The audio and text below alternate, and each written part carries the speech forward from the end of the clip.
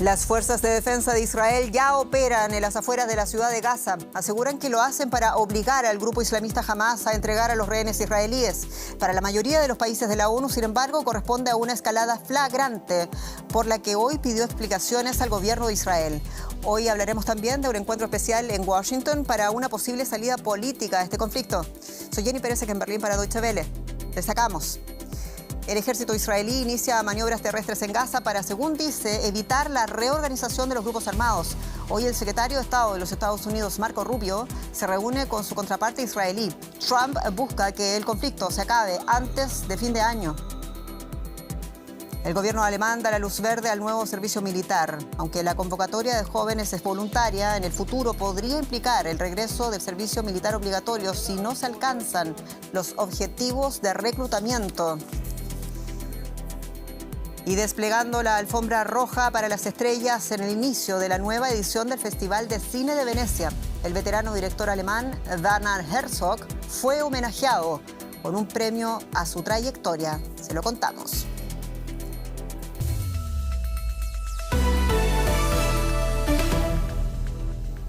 Funcionarios estadounidenses e israelíes se reúnen en Washington para abordar las consecuencias de la guerra en Gaza a pesar de la falta de avances en las negociaciones de alto el fuego.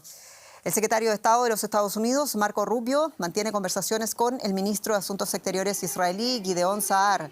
A continuación, el presidente Donald Trump va a presidir la reunión sobre Gaza en la Casa Blanca. Las autoridades afirman que Washington espera que la guerra de Israel en el territorio palestino se resuelva antes de que finalice el año. El ejército israelí siga avanzando hacia la ciudad de Gaza.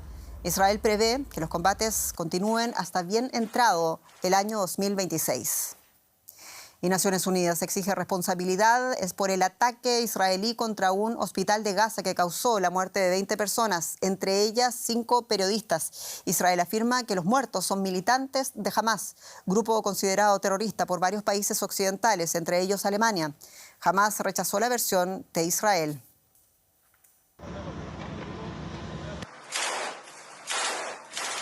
Mientras aumentan las críticas a la guerra de Israel en la Franja de Gaza, su ofensiva continúa avanzando. El ejército israelí hizo públicas estas imágenes de tropas en el norte de la Franja de Gaza. En el sur, poco queda en pie tras los bombardeos israelíes. Mientras Israel intensifica su ofensiva en el centro de la franja, advierte que una evacuación de la ciudad de Gaza es inevitable. Documentar lo que está sucediendo sobre el terreno en Gaza es cada vez más difícil. 5 reporteros más murieron en el ataque a un hospital en el sur de Gaza el lunes pasado. Hussam al-Masri era uno de ellos. Esta fue su última toma. Su cámara fue recuperada junto a su cuerpo. Este era el rol de Hussam, transmitir la verdad. La cámara grababa lo que estaba pasando, tanto a nuestro favor como en nuestra contra, si había tiradores palestinos o fuerzas de ocupación israelíes. Hussam simplemente documentaba con su cámara. No participó en los acontecimientos, no los creó, solo los documentó. Israel dijo que 6 de las 20 personas muertas eran militantes y afirmó que los ataques estaban dirigidos a una cámara de Hamas. No ha aportado ninguna prueba de la acusación que Hamas rechazó. El ataque fue ampliamente condenado. Está prohibido atacar periodistas, pero también hospitales. Las autoridades israelíes han anunciado investigaciones sobre este tipo de muertes. Por supuesto, es responsabilidad de Israel como potencia ocupante investigar, pero estas investigaciones deben dar resultados, debe hacerse justicia, y por el momento no hemos visto ni resultados ni ningún tipo de medidas de rendición de cuentas. Casi 200 periodistas han muerto desde octubre de 2023, si bien Israel niega que estén en su punto de mira. El Comité para la Protección de los Periodistas afirma que es el conflicto más mortífero para los periodistas jamás registrado. Y por primera vez desde la Segunda Guerra Mundial, Alemania busca aumentar significativamente las filas de su ejército para prepararse en caso de una eventual agresión rusa. El gobierno anunció nuevas normas cuyo objetivo es fomentar el reclutamiento en las Fuerzas Armadas. Para señalar la urgencia del plan, el Consejo de Ministros se reunió en el Ministerio de Defensa por primera vez en más de 30 años.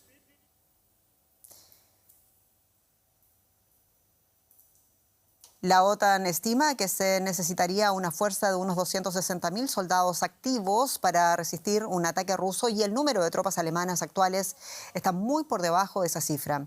El nuevo plan prevé aumentar el número de soldados necesarios mediante el servicio voluntario, pero si eso no funciona, se podría entonces reintroducir el servicio militar obligatorio por primera vez desde que fuera eliminado en 2011.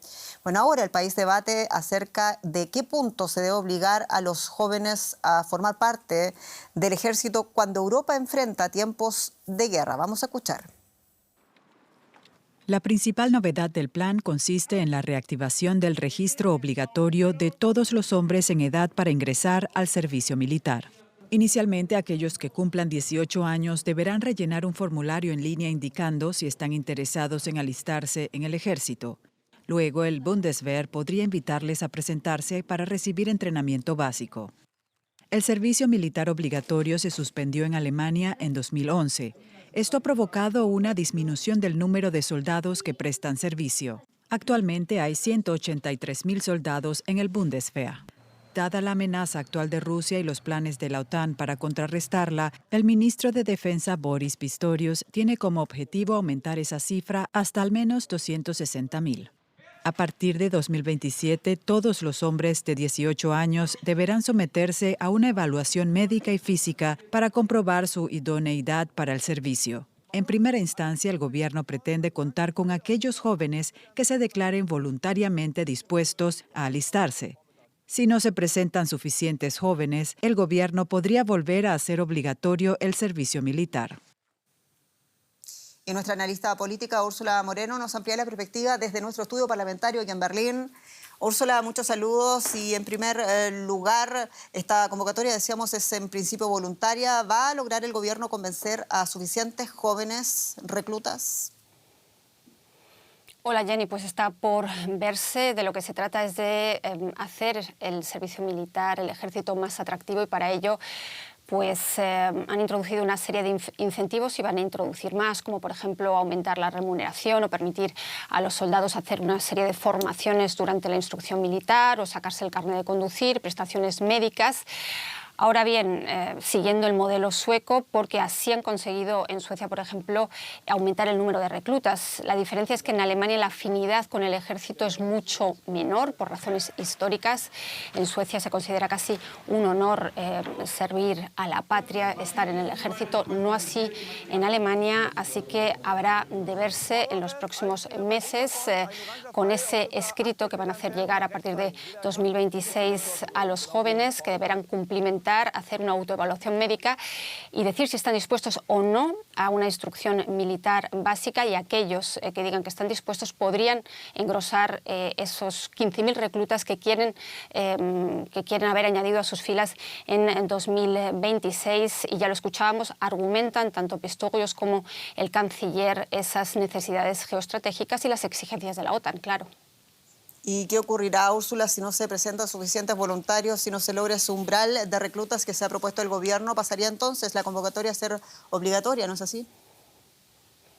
Pues eso es lo que contempla el borrador de ley, que todavía tiene que ser debatido en el Bundestag, pero no se puede reactivar sin más el servicio militar en este país porque fue suspendido en 2011, pero evidentemente no es acorde a los tiempos, por lo que decías, entonces solamente contemplaba el servicio militar por parte de los hombres, pero no de las mujeres, Jenny. Y además se abre un enorme melón aquí, se abre un debate porque el 52% de los jóvenes no ven con buenos ojos un servicio militar obligatorio, y en el seno del gobierno también hay grandes diferencias. Mientras que los conservadores querrían introducir ya esa obligatoriedad, los socialdemócratas, el socio menor, no quieren oír hablar del tema. Así que nos esperan importantes debates tanto en el gobierno como en el seno social, Jenny.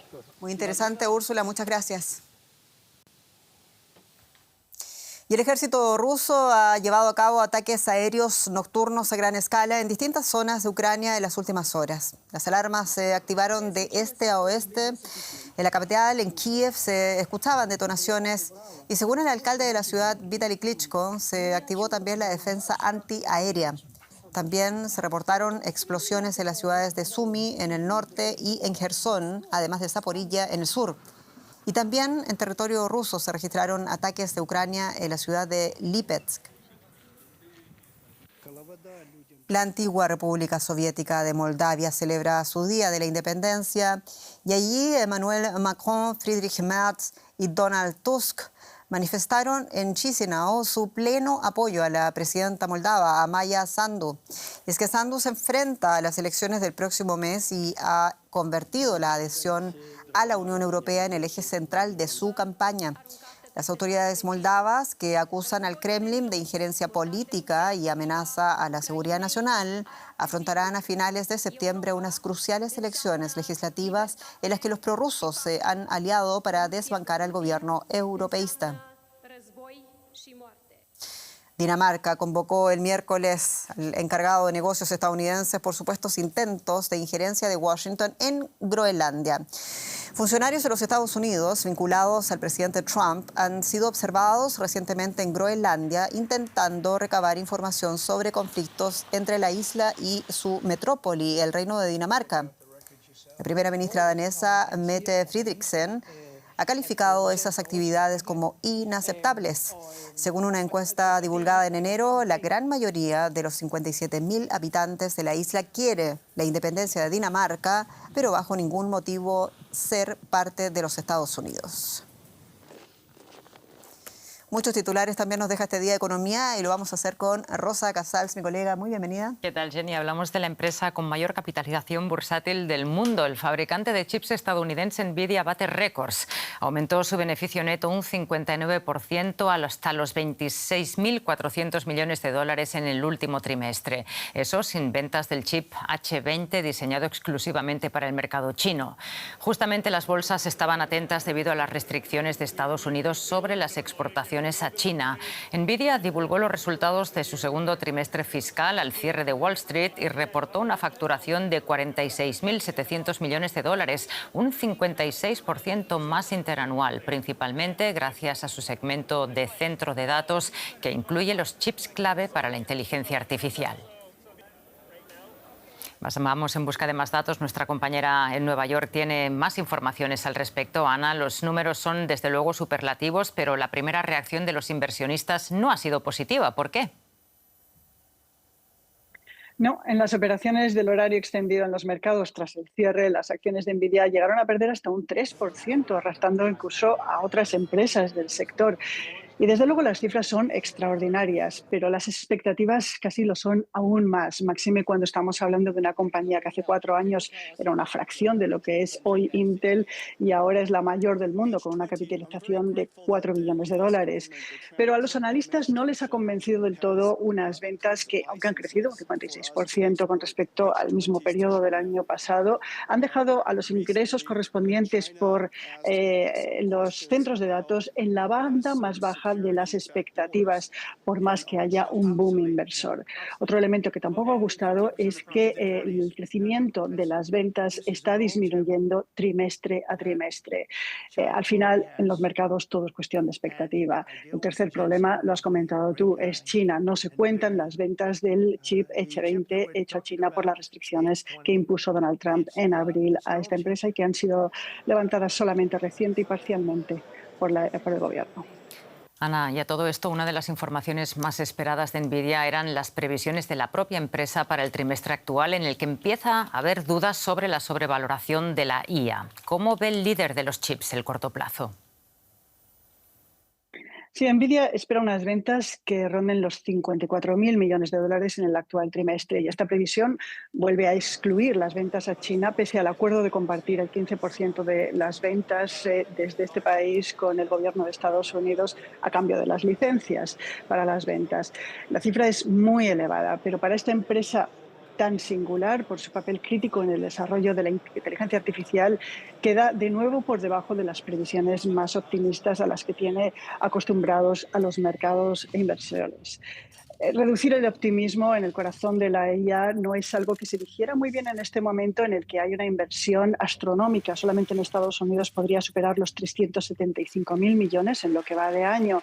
Pero una de las cuestiones que se plantea es si estas inversiones tan abultadas van a verse compensadas con la aplicación de esta tecnología, en el sentido de que esta aplicación tiene que ser muy, muy lucrativa para las empresas que están haciendo estas inversiones.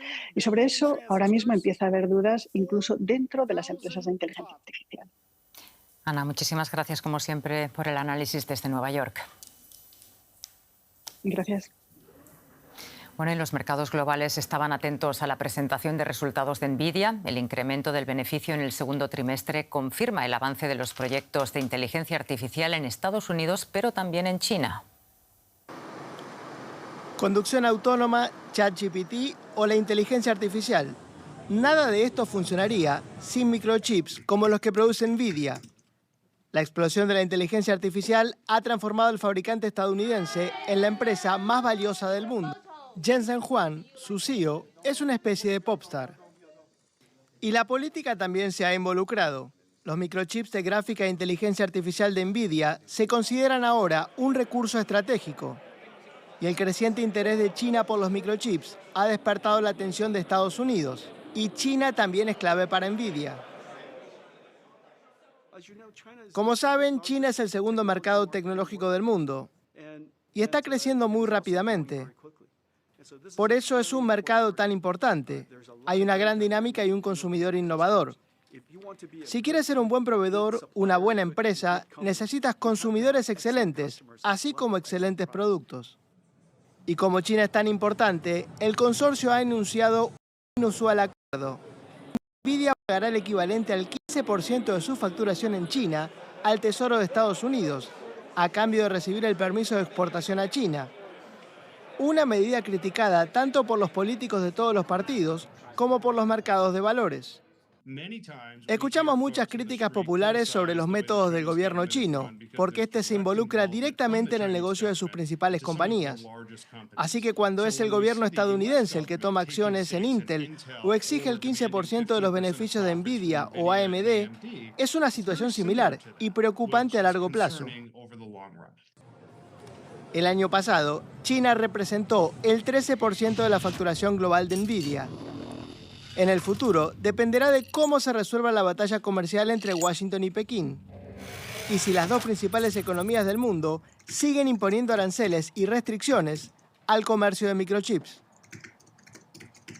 Y vamos con otros asuntos. El Servicio de Correos de México suspendió temporalmente desde este miércoles los envíos postales y de paquetería a Estados Unidos. La Cancillería mexicana explicó en un comunicado que la decisión se debe a que a partir del viernes el Ejecutivo de Donald Trump cobrará aranceles a todos los envíos internacionales, incluidos los paquetes de menos de $800 que antes estaban exentos. La suspensión se anuncia un día después de que la Agencia Postal de la ONU informara que los correos de 25 países decidieron suspender sus envíos de paquetes al país norteamericano en medio de la incertidumbre sobre el impacto de los aranceles. Y vemos otras notas económicas de la jornada de forma resumida.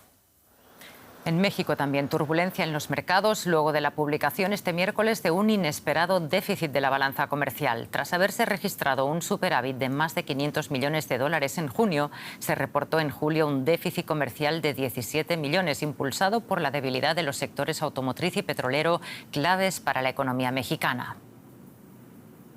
El valor de los bonos de Reino Unido tocó su mínimo en casi un siglo, reflejando las preocupaciones del mercado sobre la sostenibilidad de la economía británica y la incertidumbre desatada por los aranceles de Estados Unidos. El mayor costo de endeudamiento y el magro crecimiento de la economía podrían generar un agujero fiscal de 27.000 millones de libras, unos 31.000 millones de euros al cambio.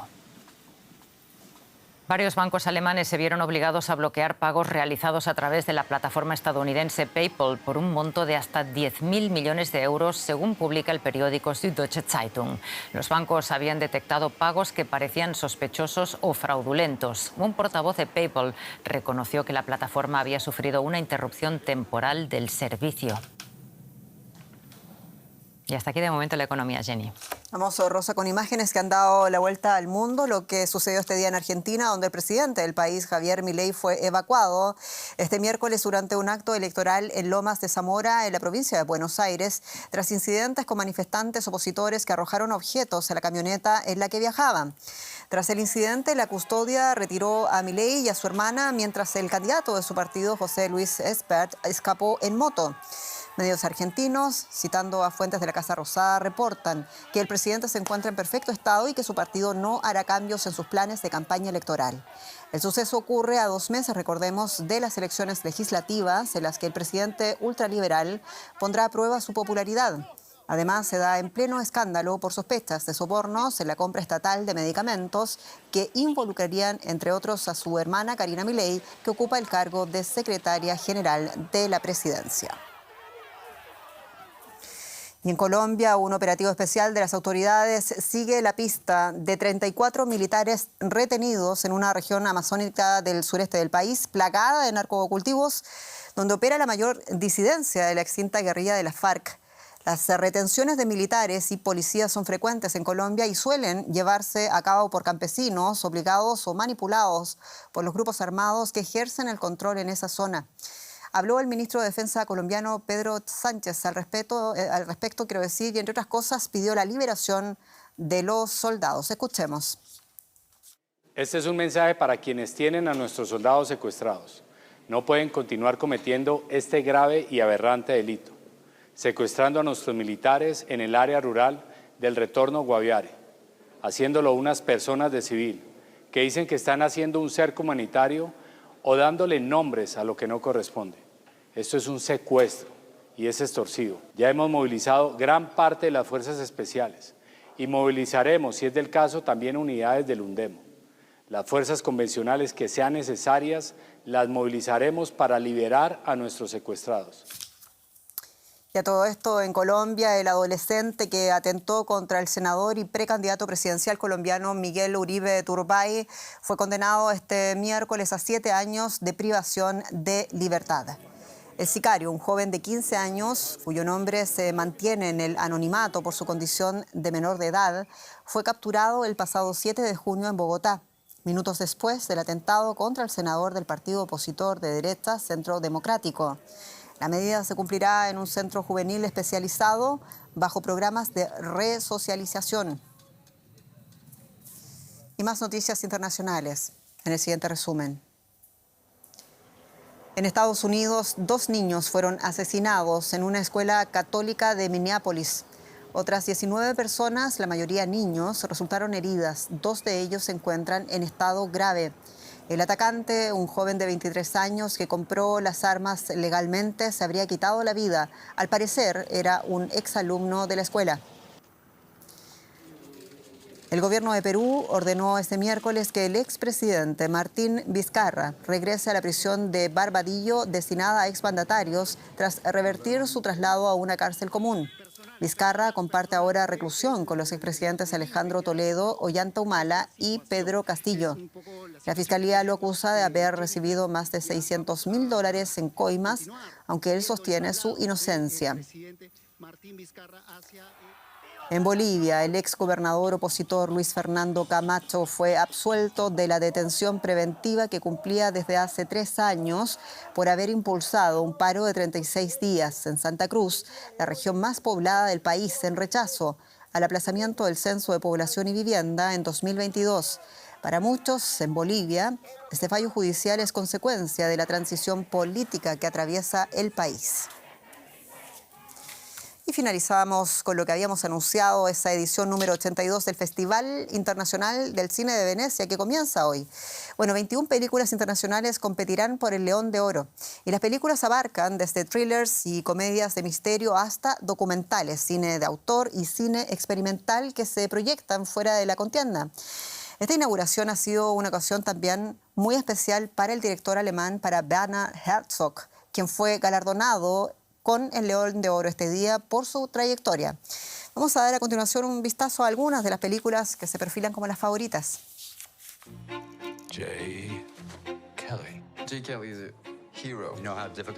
George Clooney interpreta a Jay Kelly, un famoso actor.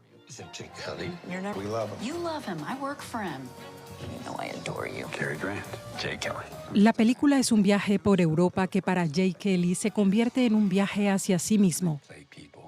Es romántica, divertida y reflexiva.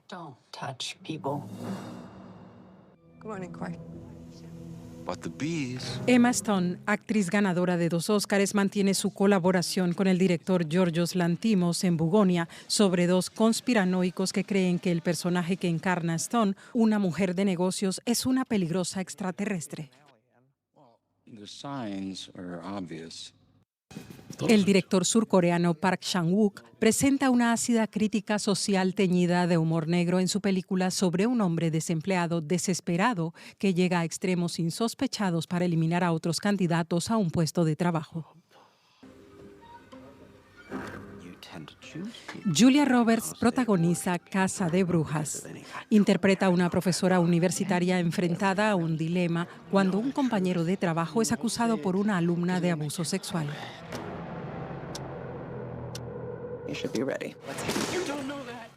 La película ofrece nuevas perspectivas en el debate sobre el movimiento Me Too. Alguien que ha basado su carrera en la incomodidad es Werner Herzog, galardonado este año con el León de Oro a la trayectoria profesional. Herzog presentará en Venecia su nuevo documental sobre la búsqueda de los legendarios elefantes fantasma en Angola. El Festival de Cine de Venecia cuenta este año en su programación con un importante número de películas que están causando revuelo y que todos quieren ver. Y ponga atención a lo siguiente, vamos a hablar de un notable hallazgo paleontológico en la Patagonia Austral, Argentina. El fósil de unos 70 millones de años de antigüedad, bautizado como Costensuchus atrox, corresponde a una nueva especie de cocodrilo carnívoro. Las imágenes. Se cree que fue un feroz depredador durante el ocaso de los dinosaurios, esto es en el Cretácico tardío. El descubrimiento fue el resultado de un esfuerzo internacional liderado por paleontólogos argentinos. Los restos incluyen un cráneo de casi medio metro de largo y un cuerpo que superaba los 3 excepcionalmente bien conservados. La región argentina del Calafate emergió en los últimos años como una ventana al pasado prehistórico, ofreciendo fósiles de dinosaurios, peces, tortugas y también mamíferos. Y así nos despedimos. Muchas gracias por su sintonía y confianza. Soy Jenny Pérez. Esto es Deutsche Welle. Para ustedes. Hasta pronto.